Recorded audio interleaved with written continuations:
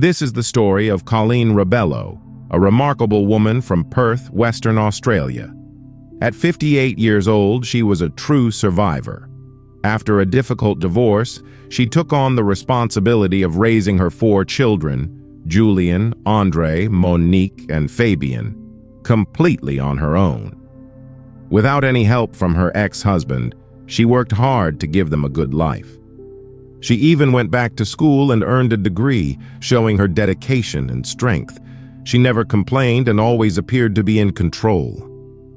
Colleen was active and took great care of her health, especially since she had a chronic thyroid condition called Hashimoto's disease.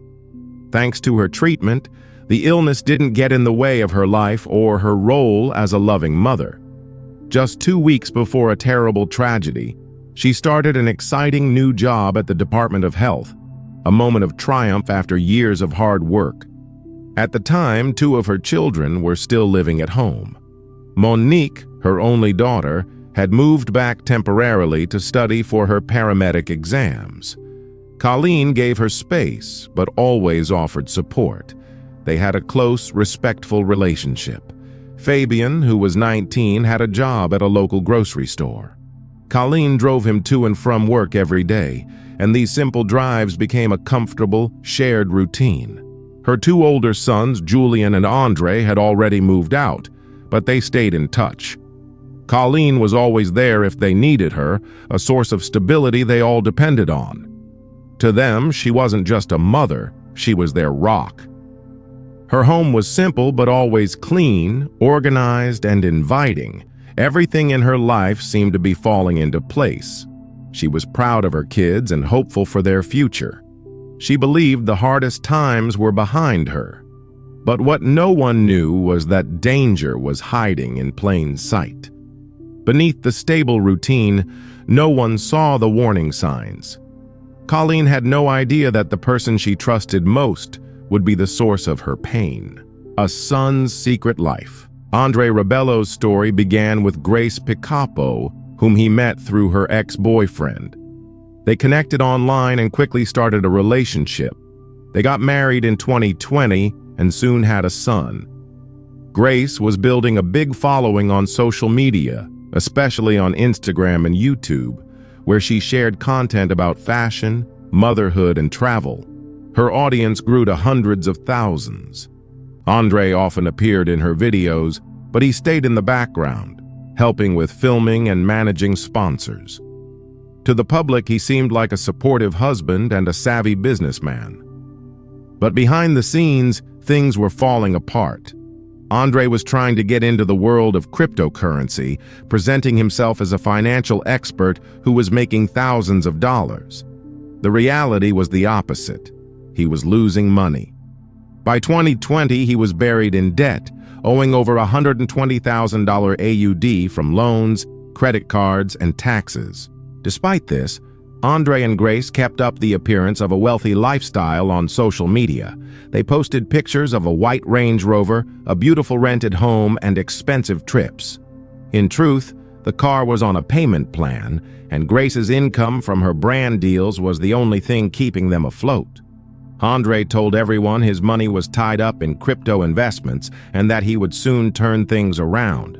He promised to secure his son's future, but he had no way of doing that. The pressure of his growing debt was crushing him. By May 2020, the tension reached a breaking point, and Andre started acting on a plan he believed would fix everything. He kept this plan a secret, even from his wife. The day of the tragedy. Monday, May 25, 2020, started like any other day for Colleen Rebello in Perth, Australia. She drove her son Fabian to his job. Her daughter Monique was at home studying. Meanwhile, Andre was supposed to be with Grace and a visiting relative, but around noon, he suddenly disappeared. His phone went offline and he stopped answering calls. Between 11:10 a.m. and 11:25 a.m., Grace tried to call him 12 times, but he never replied. This was very unlike him. He returned around 2 p.m. without an explanation, acting as if nothing had happened. Earlier, Andre had messaged his mother asking her to watch his son later that day, but Colleen never responded, which was unusual for her. At the grocery store, Fabian finished his shift and waited for his mom. She never showed up. He called her 13 times, but she didn't answer.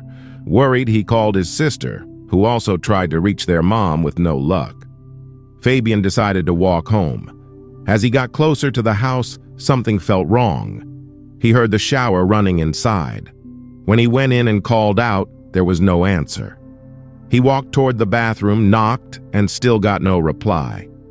A knot of worry tightened in his stomach as he opened the door. He found his mother, Colleen, on the floor, under the running water, motionless. She showed no signs of life. He immediately called for help and tried to save her, but it was too late. Paramedics arrived and confirmed she had passed away. The house showed no signs of a break-in or a struggle. All the doors and windows were locked. At first, it seemed like a tragic accident. Paramedics found no obvious injuries. Because of her medical condition, everyone assumed it was a sudden medical event. Monique said her mother had seemed fine that morning, which made the death even more confusing. Andre's reaction to the news was calm and controlled. In the first few days, no one suspected anything. They were all focused on planning the funeral and dealing with their grief. No one noticed the strange inconsistencies in the day's events. Since the autopsy didn't reveal a clear cause of death, authorities classified the case as non-criminal. The family accepted it as a personal tragedy.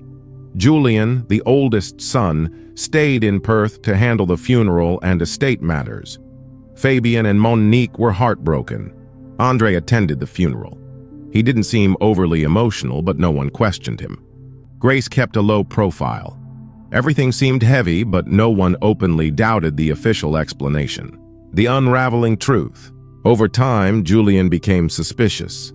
He knew how seriously his mother took her health and found her death deeply unsettling. The fact that the autopsy couldn't determine a cause only made his anxiety worse. What really raised his suspicions was Andre's sudden behavior. As the oldest son, Julian should have been handling his mother's legal affairs, but Andre had already gotten Colleen's driver's license and was contacting insurance and legal companies on his own.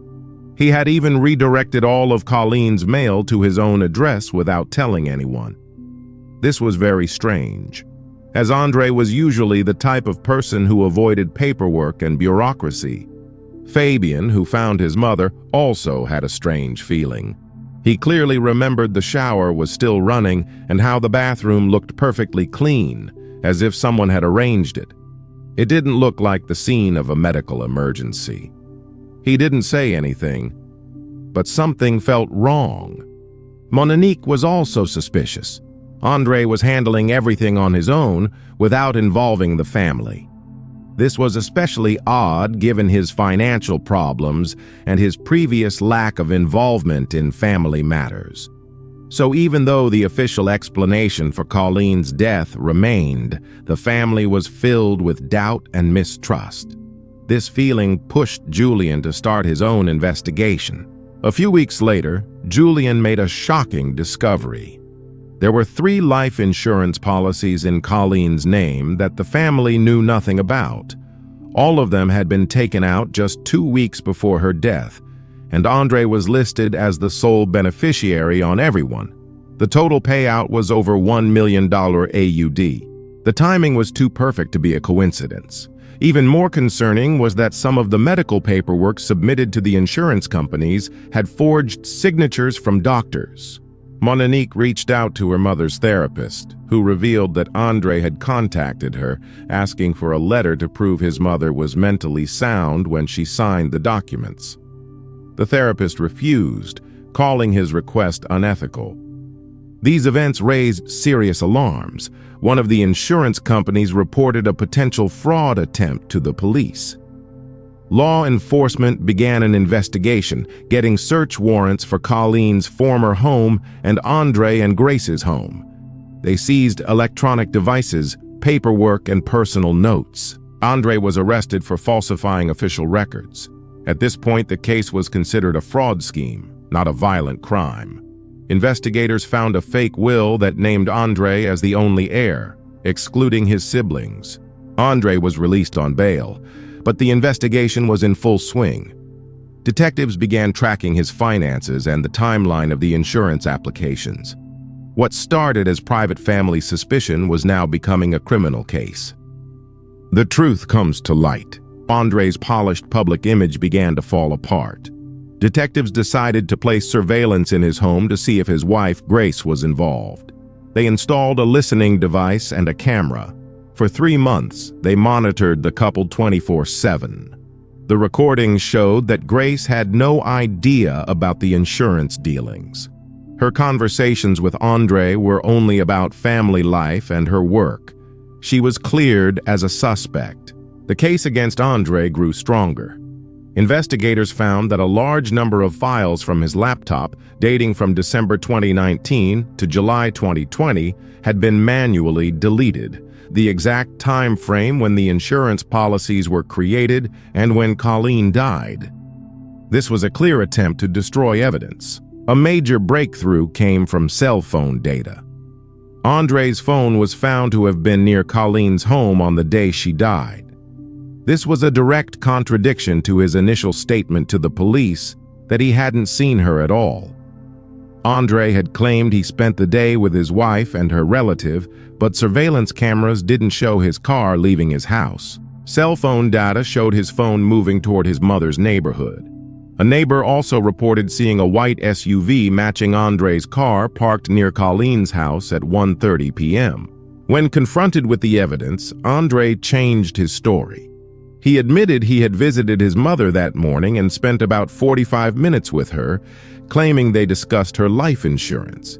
He said he hadn't told the police before because of his emotional state. Investigators saw this as an attempt to hide the facts. The fact that he lied about his whereabouts on the day of his mother's death made them suspect him of more than just fraud. The investigation shifted to a more serious question. Did Andre play a role in his mother's death? A son's treachery. After confirming that Andre had not only forged documents, but also lied about being at his mother's house, the investigation focused on foul play. Digital experts found that the files on his laptop had been intentionally deleted. Phone records also showed he had been logging into online insurance accounts right before the claims were filed. Prosecutors formed a clear theory. Andre, desperate for money, took out multiple insurance policies, faked a will, and made his mother's death look like a natural passing. The insurance money would have helped him pay off his debts. To get the money, he submitted fake medical records and a falsified coroner's report. Formal charges related to Colleen's death were brought against Andre in November 2022. During his arrest, he remained calm and showed no emotion. He insisted his mother died of natural causes and that he only had problems with the paperwork. The case gained public attention. Andre was charged with document forgery, attempted insurance fraud, and causing the death of a family member. Prosecutors now had to prove that Colleen's death was not a coincidence, but a planned act by her own son. The verdict. The trial began in late 2024. Andre remained composed, answering questions calmly. He admitted to forging documents and the will, but he denied any involvement in his mother's death. He claimed he only altered the documents out of fear that the insurance companies wouldn't pay out if his mother's death was ruled a suicide. He even claimed she might have been struggling with depression.